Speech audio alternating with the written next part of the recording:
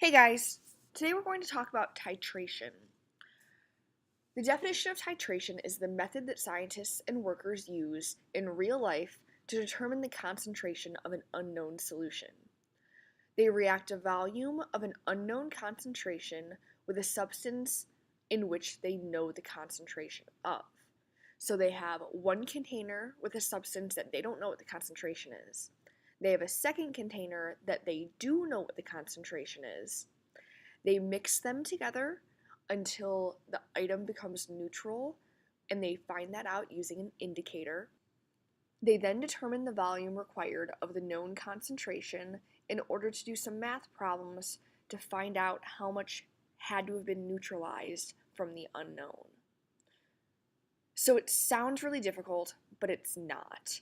They take two substances, measure the volumes, mix them together, measure the volume that had to be used, and did one of those problems that we've done the past couple of days to find out how many moles of that substance is present. How many moles do I need to neutralize? And if I neutralized, what is the concentration of the second substance? So just like those problems that we've been doing in class, this is just doing it with actual chemicals and indicators. In order to do a titration or to titrate substances, we need two specific things that you may not have heard of before. First, we need something called a burette.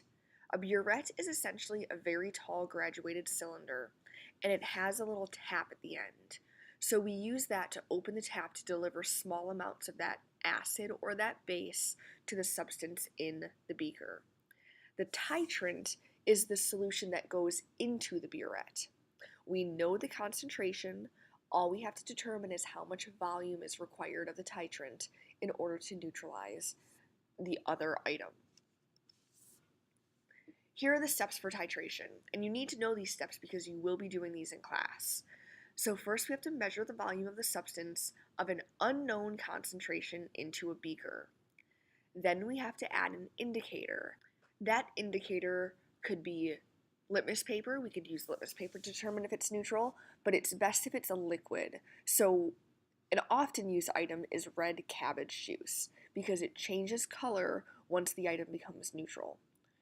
We then fill the burette with a solution of known concentration, and we slowly mix the solution from the burette with the unknown concentration in the beaker. So we turn that little tap at the bottom and slowly add substance to the bottom beaker. Once the indicator shows that the solution has reached an equivalence point, it changes color.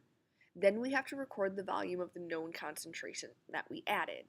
So for example, if we started with 50 milliliters in our burette and we had 30 milliliters left, that means we added 20 milliliters of that solution.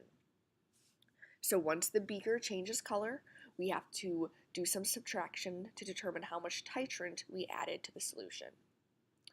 Then we calculate the unknown concentration by using the known volume of the original substance, that's the stuff in the beaker, as well as both the known concentration and the known volume of used titrant from the burette. So at this point we do some math.